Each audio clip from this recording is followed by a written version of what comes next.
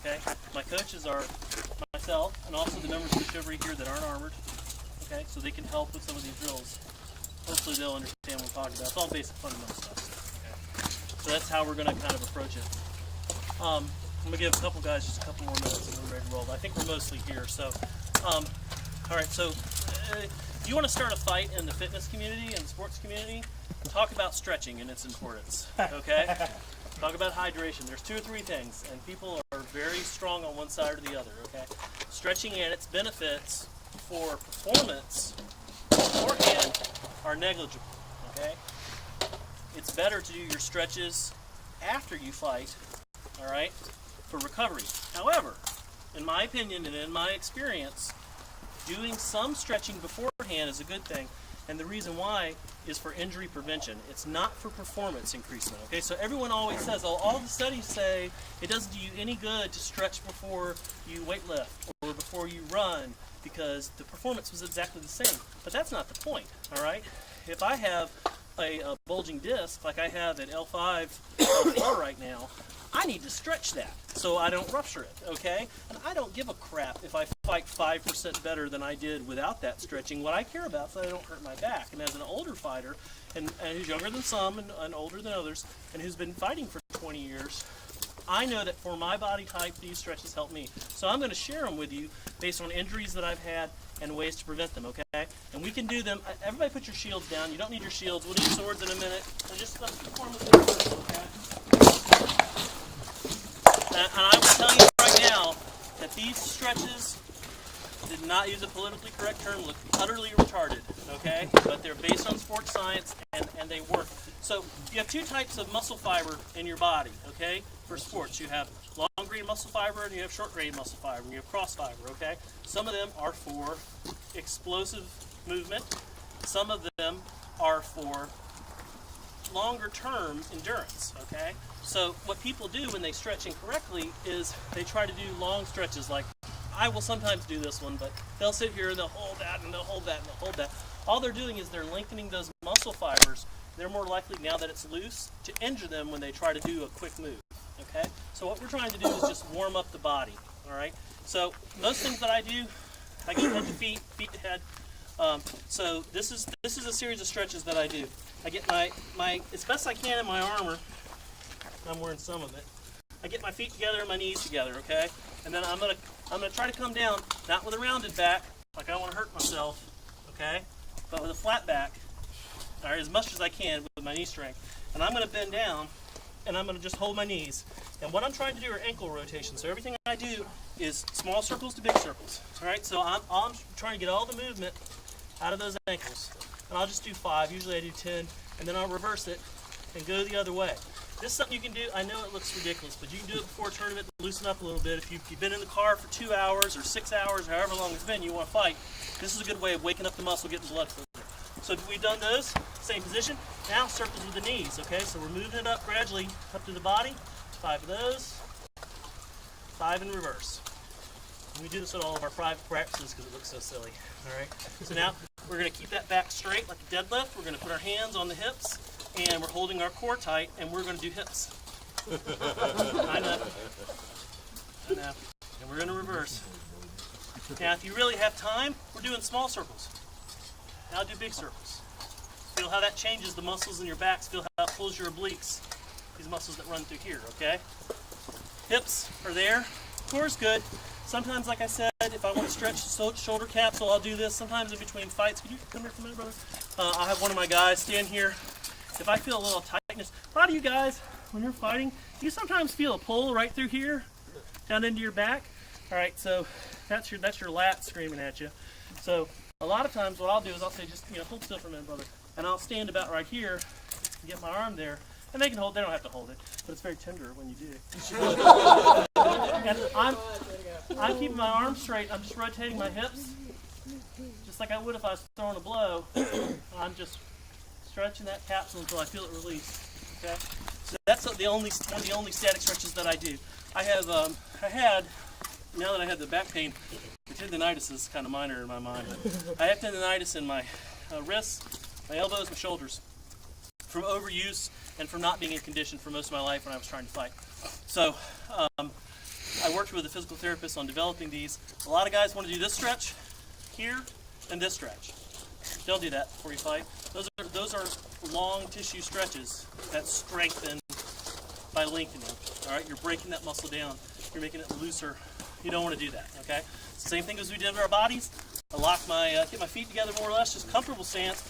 I get my elbows locked into my rib cage. I get my hands pointed forward, and it's small circles with the wrist. And then after I get small circles, big circles with the wrist. Reverse them. Guess what we're going to do now? Small circles with the elbows. All right, small circles, and then some big circles, and then the other way. It's like the time warp. Do that there. All right, once we've loosened all that up, you feel a little blood flow in your fingers if you're moving there. Maybe you'll feel nothing, I don't know. Once you do that, then it's going to be same thing. Comfortable out here, shoulder rotations, okay? So we're going to do small circles, reverse the small circles. We're going to do the big circles, loosening up and getting blood flow to those joints. But we're not stretching them, okay? Real relaxed. Is the time here abbreviated? Do you do it longer? I do it longer. I do 10 each. 10 like this, 10 like this, 10 like this, 10 like that. Get back to this position. Here's what I want you to do. It's called a golfer's grip. This is something that Duke Paul showed me. It's from the Agoscu method. So you bend these fingers in, you point that thumb out like that. You bring them out to here. Turn them. Face them forward. Small circles. You should feel that in your back. Right in the shoulder blades. This is a great one. All right. Big circles. Feel it in your deltoids. Keep your arms out straight. Don't bring them in like this. Like this. You want to put that tension in your back, okay? Now reverse them the other way. Small circles. Big circles. And you're going to feel that. Might even pop your vertebrae if you're really in bad shape there. In a good way. In a good way. So all those stretches are there. Neck circles. I'm not going to do those. You obviously roll your neck around. A lot of guys, when they fight, especially if they haven't fought in a while, I know I pulled this muscle and it runs all the way down here into my shoulder and it hurts like hell. So just a few neck rotations, just loosening stuff up before I get the helmet on. And now I'm good to go. Once I'm in armor, there's a trick that boxers do to get blood flow to their toes and to their feet so they can help with their movement.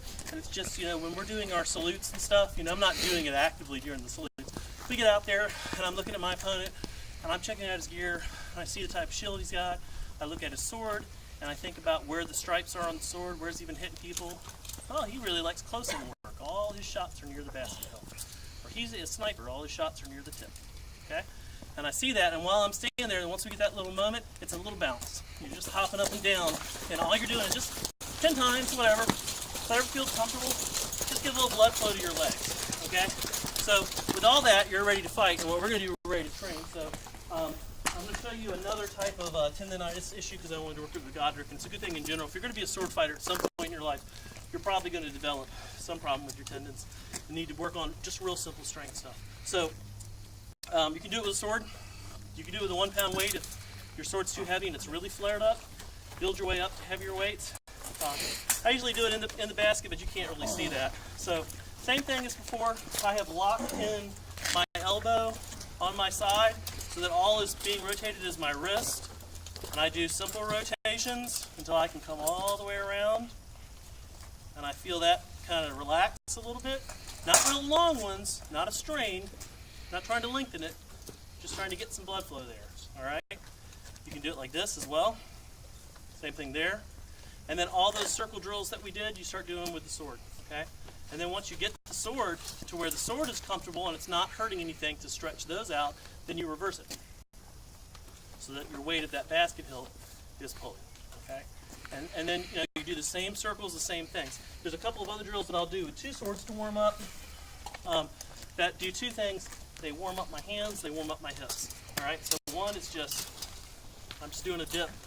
I'm trying to keep my core tight and just whipping my swords up to my shoulder. Loosen that up. I'll do this one, which is the one we got out of Trimeris. And watch what I'm doing here. My right sword is on the inside. My right sword's on the outside. Okay? And that, you'll feel it right through these tendons that pull up into the elbow. You need to be careful with that starting, but that's a really good one. And you can move your hand to change the fulcrum of the balance to different places, okay? And those are real good before the fight warm-ups, just to get you stiff. Another one's shoulder straight on. This shoulder comes down to here. This shoulder comes down to here. This shoulder comes down to here, and I'm just twisting the hips, and then I'm going to reverse the feet. All right. All of this gets you moving, gets you into your flow, and it's different stuff you can do. Okay. There's a lot of other stuff you can do. Those are just some ideas to help you guys. All right. So first drill we're going to do is one that comes out of the mid realm. And some of you guys may have heard of it. Some of you may not have. It's called the Frozen Man drill. Do you guys know what I'm talking about when I talk about Frozen Man? Nobody. Excellent. All right. So I need 2 fighters who are willing to put on helms and swords for me and come out here. So I'm going to coach.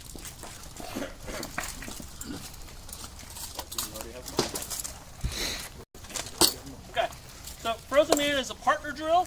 It's an excellent warm-up. When you go to a fighter practice and people go, hey man, you want to warm up? Most guys go, I just want to fight. Unless they're like me and I'm like, yes, I would like to warm up very much, and can I tell you how I want us to warm up, okay? Because most people's warm-up is just, let's warm up at like, quarter speed. Please don't hit me. So, I'm moving here. My feet are moving a different speed than my hands because I don't want them to hit them. It's crap. You're not really doing anything. You're just moving a little bit. It gives you a little bit of help. All right.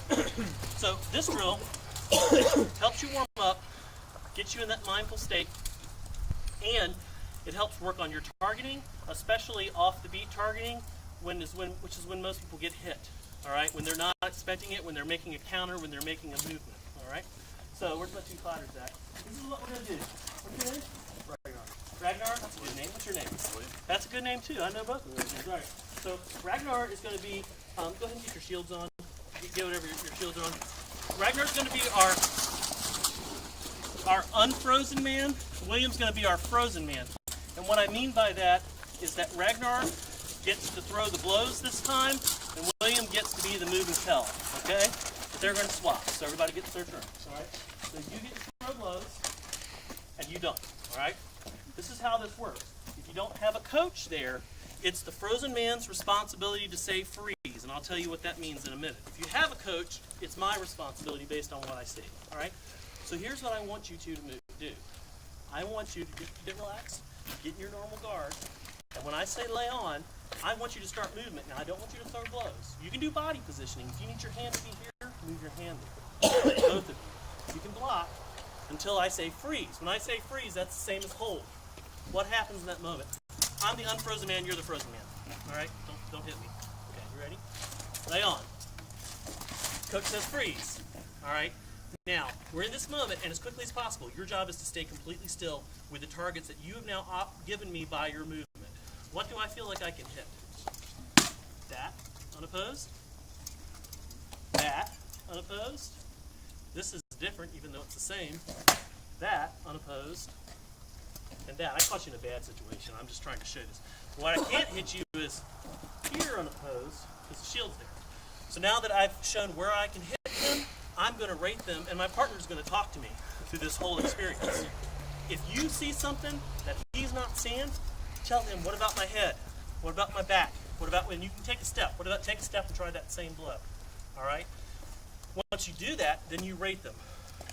This is number 1. That's a kill. This is number 2. That's a good defensive kill. This is a wound. Okay? So that's 3. And then you move on. Okay? So do that 2-3 passes of this guy being the unfrozen man, this guy being the frozen man, just to get loosen up, and then you swap. And then it's your turn to do it. Okay? So you guys ready? So you understand what you're going to do? We're going to move like we're going to fight.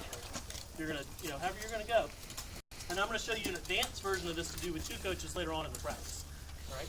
So when I say lay on, you guys move. When I say freeze, you look for targets of opportunity. If there's none from your range, you change your range to be able to hit them. Okay? Try to do it as quickly as possible. Don't worry about being stupid. Don't worry about doing the wrong thing. Just try whatever you feel like is there. And you help them out if you think he's missing something. Okay? All right, gentlemen, prepared? Lay on. Freeze. I know. That's okay. So you're in a bad spot there, right? You don't feel comfortable. Good. All right, brother. Start trying some shots. What feels good? All right. This is draw back. 2. It's offside. 3. Yeah, maybe. maybe that shield's going to catch it. Which one do you feel the safest in? Like you can throw. Right. The primary safest. Right. You agree with that? Yeah. All right. Stop. Reset. Do it again. You're still unfrozen until I say set. Lay on. Freeze. All right. Yeah, it sucks to be the unfrozen. All right. Go ahead, brother. What do you got? Just relax. What shots do you see?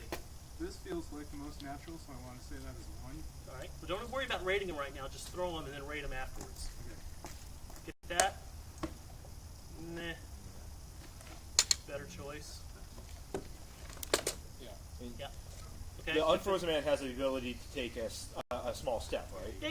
They pretty much want to try to freeze at this point in the drill. You can add. The nice thing about this drill is you can add stuff to it, which I have done. I've changed this drill up quite a bit from how I first learned. Right. All right, go ahead and relax. All right. So which one of those do you felt was the strongest one? It's okay. You may not have an answer, but usually you're going to feel there's one that you're like, that's the money shot. That's the one I need to throw. So now you're seeing your opponent in real time in a pause where you can throw a blow off the beat. Okay. So now what we're going to do is we're going to partner up, 2 on 2s. I'm going to float, and I want everybody to go ahead and put your helmets on, put your shields on. If you're unfamiliar with this, and I don't want you to cock each other in the head. And this is one you can do with just helmets and shields. You're not hitting each other, okay? So it's not something you're going to hurt.